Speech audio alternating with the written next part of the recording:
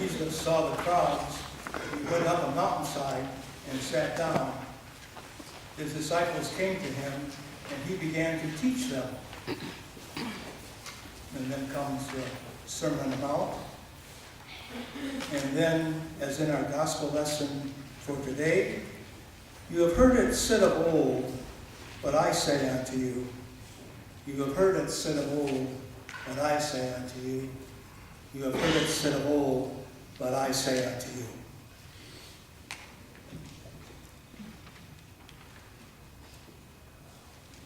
Our U.S. Constitution empowers 3 branches of government: the legislative to make laws, the judicial to interpret the laws, and the executive to carry out the laws. And as sometimes happens, there can be tension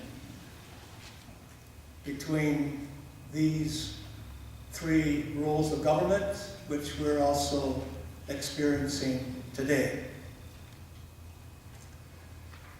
In the Gospel of Matthew, there are not 3 branches, but in the Gospel of Matthew, there's one branch, the one from Jesse, the one named Jesus. And Jesus is the sole arbiter of God's law and God's will. Moses in the Old Testament went up that mount called Sinai, and there he was handed and delivered to the people the laws of God. In the Gospel of Matthew, Jesus is the second Moses. And like Moses, he also went up different mounts. In chapter 4, we had him with a deceiver on those mounts of temptations. At the beginning of the Sermon on the Mount, Jesus goes up a mountain. And in chapter 17, Jesus is on another mount, the Mount of Transfiguration. And there he is with the 2 grand arbiters of God's will and law in the Old Testament, Moses and Elijah. And Moses and Elijah and Jesus are having talk and conversation.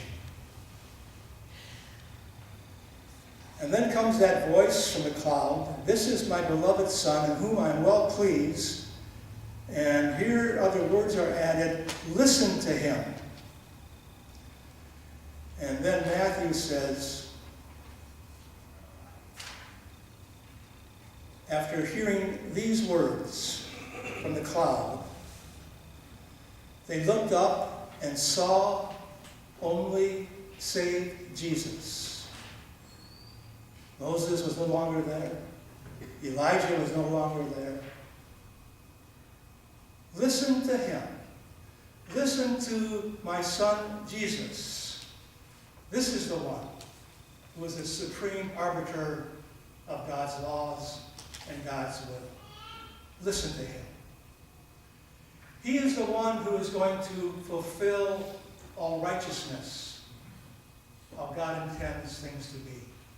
He is the one who is going to make all things right again. Listen to him.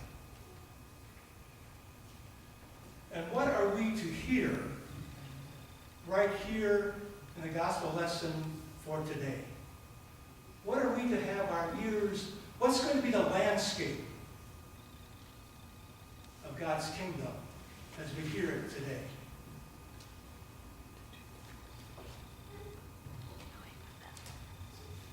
How God intends things to be with right relationships among people. That's what we're going to hear today.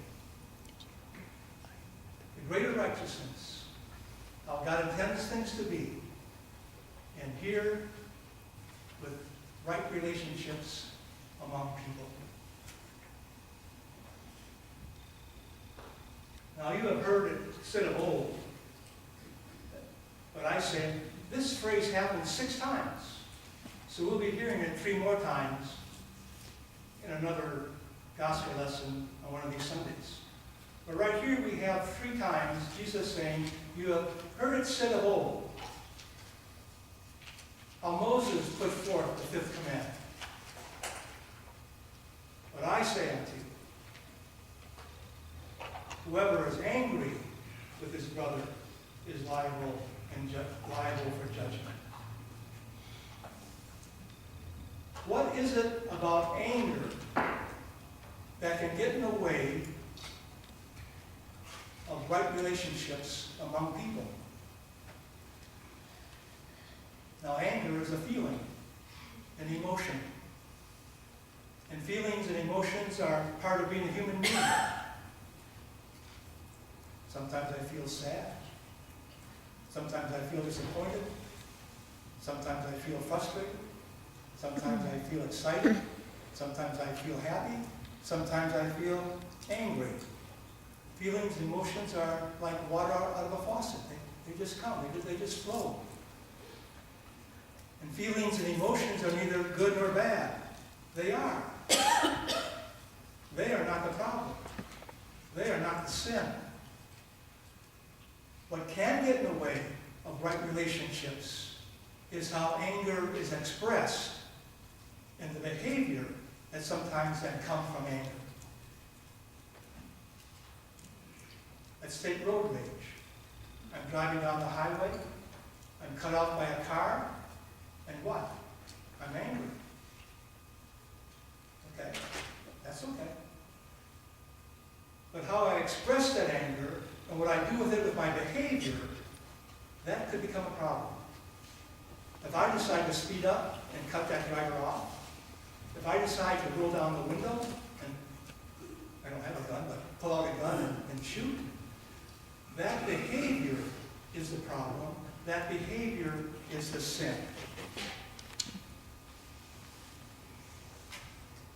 Another Bible passage says, be angry, but do not sin. Another passage says, do not let your anger stay alive before the sun goes down. In other words, not to carry our anger along with us, to bury it, but rather to find good ways of expressing it and releasing it, so that it doesn't get in the way of right relationships. God is very serious about right relationships with people. Not just murder, but much more than that, as Jesus interprets and puts forth God's will and God's law. Now you have heard it said of old, do not commit adultery, but I say unto you, do not lust. It's one thing to have sexual feelings, and as human beings we have them. And like anger, the sin is not in having sexual feelings. But what can get in the way of right relationships is the behavior that can come from sexual feelings that is very inappropriate and wrong. That can wreak havoc with relationships, and God is very serious about having right relationships. And then, with marriage relationships, do not dispose, like in the Old Testament with Moses and giving people certificates that gave people the right to dispose of women in that society through divorce and dispose of them. That's not being respectful, Jesus is saying. That's not the way to go. That's not the way for right relationships. We need to have respect, mutual respect in our marriage relationships, even when there's divorce. Work through all the stuff and have respect.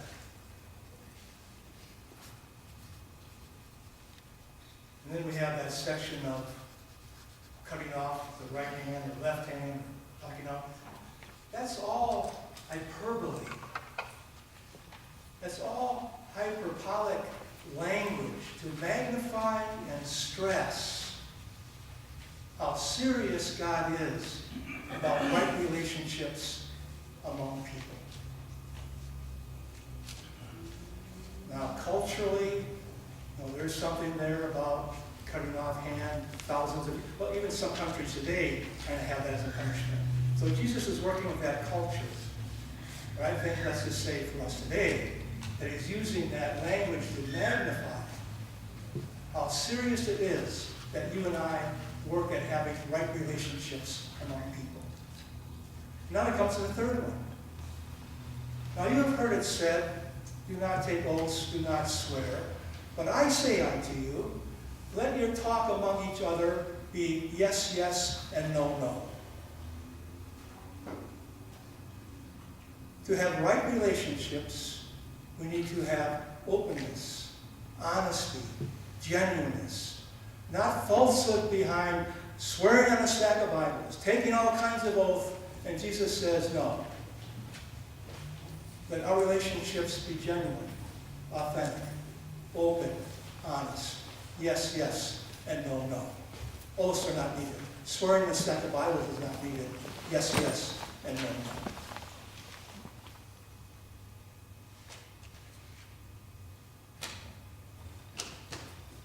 You and I, like the disciples, have been called into God's kingdom. You and I are in God's kingdom of grace, forgiveness, and love. We're in.